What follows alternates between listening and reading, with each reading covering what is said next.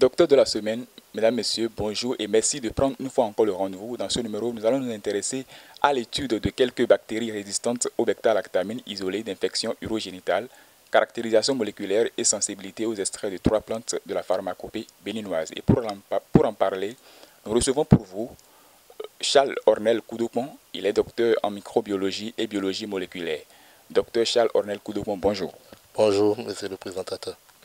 Merci d'être là. Merci à vous aussi pour l'occasion que vous me donnez de présenter les résultats de mes travaux.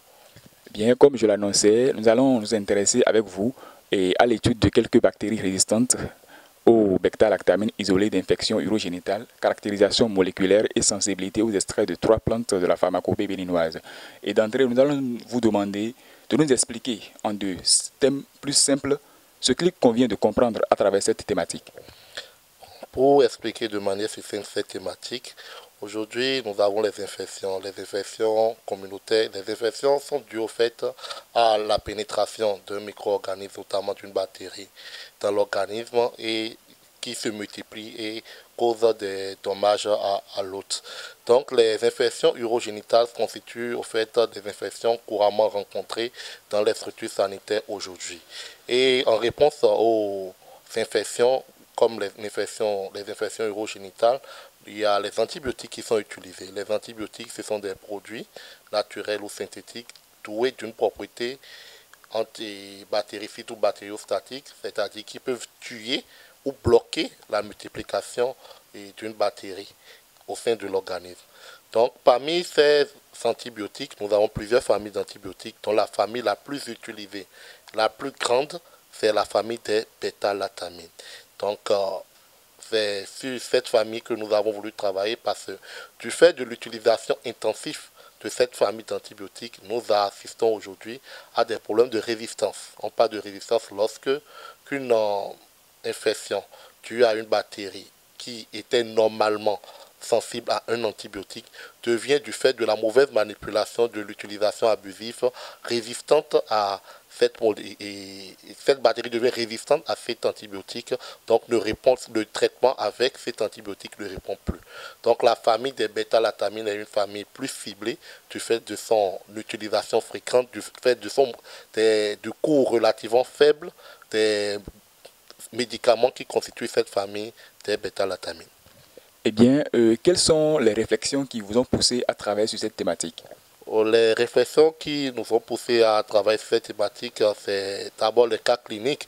Aujourd'hui, nous avons de plus en plus des infections pour lesquelles les patients n'ont plus de satisfaction. C'est-à-dire qu'ils ont une infection, ils vont à l'hôpital, on leur prescrit des antibiotiques censés travailler, censés les guérir, mais ils ne trouvent pas satisfaction. Donc nous avons voulu voir, mais c'est quoi la part des résistances aux bêta-lactamines dans ce phénomène. Et c'est ce qui nous a poussé à aller dans le travail. Nous sommes aussi allés plus loin.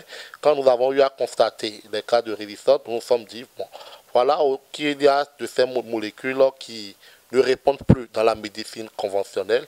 Est-ce que dans la médecine alternative, c'est-à-dire la médecine traditionnelle de chez nous, nous ne pouvons pas trouver des ressources bioactives capables de lutter là où les médicaments de la médecine moderne ont échoué? On se rend compte que ce travail est un travail objectif parce qu'ayant déjà un objectif donné avant d'être débuté, nous allons vous demander comment cette recherche a été effectuée, quel a été l'état des lieux et la méthodologie de travail que vous avez abordée. Bon, pour dire comment l'étude a été effectuée, c'est d'entrée de jeu, c'est le moment de remercier les collaborations, notamment la collaboration à l'interne avec les chercheurs de mon unité, l'unité de recherche en microbiologie appliquée et pharmacologie des substances naturelles, et une collaboration aussi avec l'Institut hospitalo-universitaire Latimone de Marseille, qui a aussi appuyé cette étude. La méthodologie était simple, c'était en un premier temps d'abord de voir dans 3 hôpitaux du sud Bénin, les plus fréquentés, je dirais, de voir les cas d'infection urogénitale rencontrés et de voir le niveau de résistance par rapport aux bêta-lactamines de ces souches isolées dans les infections urogénitales dans les structures sanitaires. Après cela, nous nous sommes intéressés à l'épidémiologie. L'épidémiologie, c'est pour dire quoi? Oui, c'est vrai, nous savons que ces bactéries qui sont responsables des infections urinaires qui sont résistantes, mais il fallait aller trouver de manière plus fine. Il fallait aller trouver quelle est la cause de ces résistances. Parce que les résistances sont dues à des mutations, à l'atteinte de tel ou tel gène. Donc nous sommes allés au niveau des gènes, au niveau génomique, pour voir à quel niveau se situe le problème des résistances aux antimicrobiens.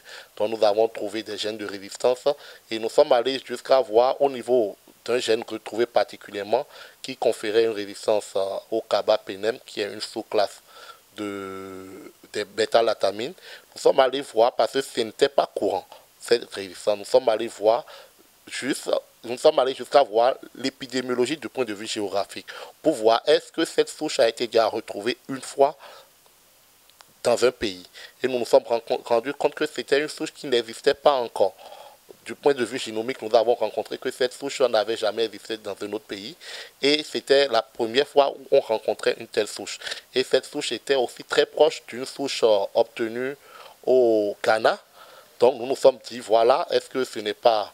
Nous avons supposé un instant s'il n'y a pas eu mutation d'une souche déjà au Ghana, ce qui appelle beaucoup de concepts, le concept de transport des souches lors des voyages et tout.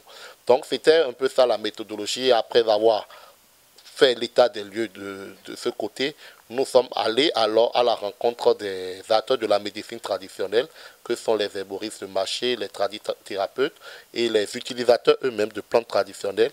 Nous avons mené une enquête auprès d'eux pour voir les plantes qu'ils utilisent contre le traitement des infections et lorsque les infections sont des infections qui ont atteint un certain degré. Et là, nous avons pu tirer 3 plantes de la pharmacopée béninoise et Lantana camara, qu'on appelle Ralachayo enfant, Uvaria chamé, les racines qu'on appelle Ayala hado et Ocimum americanum qu'on appelle Kesu.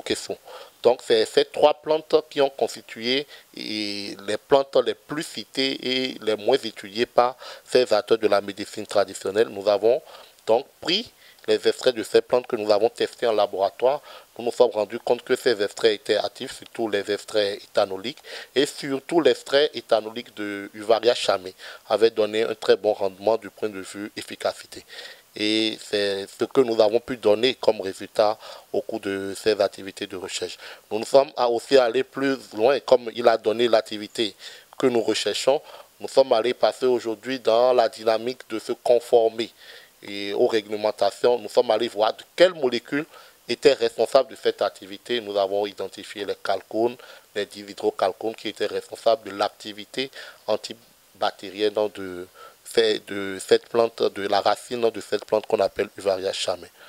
Oui, vous nous avez parlé de quelques plantes qui peuvent lutter contre certaines infections urogénitales. Est-ce que vous pouvez revenir sur ces différents types d'infections urogénitales contre lesquelles ces feuilles peuvent lutter? Oui, quand on parle d'infection urogénitale, nous avons d'abord l'infection urinaire courante et nous avons ensuite les infections génitales. Les infections génitales qu'on rencontre beaucoup plus chez les femmes. Chez les femmes qui se manifestent souvent par des pètes blanches, une insatisfaction de la femme dans son corps, donc des problèmes au niveau de l'appareil génital de la femme. Donc c'est souvent par des examens bactériologiques qu'on détecte ces infections. Donc c'est pour ces plantes que nous avons essayé de trouver, c'est pour ces infections que nous avons essayé de trouver des réponses. Comment pensez-vous, docteur, mettre les résultats issus de ce travail de recherche au service de la santé de la population, ou du moins au service du développement? Oui, et cette étude a d'abord attiré l'attention que la résistance aux antimicrobiens évolue. Donc aujourd'hui, les décideurs à divers niveaux savent que l'ampleur que prend aujourd'hui le phénomène de résistance aux antimicrobiens. Nous avons décrit l'épidémiologie. Il revient à ce niveau aux décideurs de prendre des mesures qui conviennent pour contenir cette résistance, pour lutter efficacement contre ces résistances aux antimicrobiens.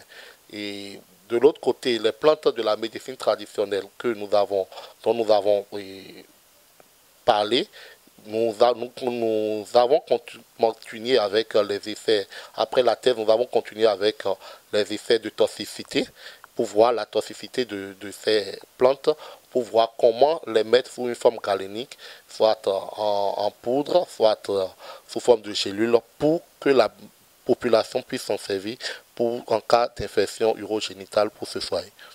Est-ce que nous pouvons savoir de cette difficulté que vous avez rencontrée pendant la réalisation de ce travail? Oh, les difficultés sont énormes et on remercie le Seigneur et comme je le disais, je remercie la collaboration interne avec mes collègues de l'URMAFA et cette collaboration avec Marseille qui a pu sauver ce travail. Sinon, c'est toujours les mêmes problèmes. Le financement, c'est vrai, nous avons obtenu un financement du ministère de l'enseignement supérieur pour nos études de thèse, mais ces financements ne couvrent souvent pas la totalité des frais de publication, des frais de manipulation, et c'était les difficultés. C'était beaucoup plus des difficultés d'ordre financier. Et après ces difficultés, il y a aussi cette difficulté à avoir accès aux patients dans les structures sanitaires, mais par la grâce de Dieu, nous avons pu soulever ces difficultés. Merci bien, docteur. Les amis internautes et téléspectateurs ont eu le temps de vous suivre sur bien des choses. Vous avez à présent quelques secondes pour vous présenter davantage à ces amis qui vous ont suivi. Je suis Dr Ornel Charles. J'aime Ornel plus que Charles, donc je vais me le placer devant. Je suis biologiste médical de formation. Après ça, j'ai entrepris des études supérieures en biochimie, biologie moléculaire et application, ensuite en microbiologie moléculaire pour des travaux de thèse. Je suis actuellement chercheur à l'unité de recherche en microbiologie appliquée et pharmacologie des substances naturelles, où j'interviens pour l'accompagnement des jeunes scientifiques et pour les travaux de recherche de développement. Merci bien à vous, docteur. Les infections urogénitales sont de plusieurs types et sont toujours d'actualité. Il y a une étude qui a été effectuée dans ce sens et c'est ce que nous venons d'écouter. Il y a également des plantes de la pharmacopée béninoise qui ont été découvertes pour lutter contre ces infections. Chers amis téléspectateurs, vous et moi en savons désormais beaucoup de choses et nous vous remercions de votre attention. Au revoir et à la prochaine pour un autre numéro.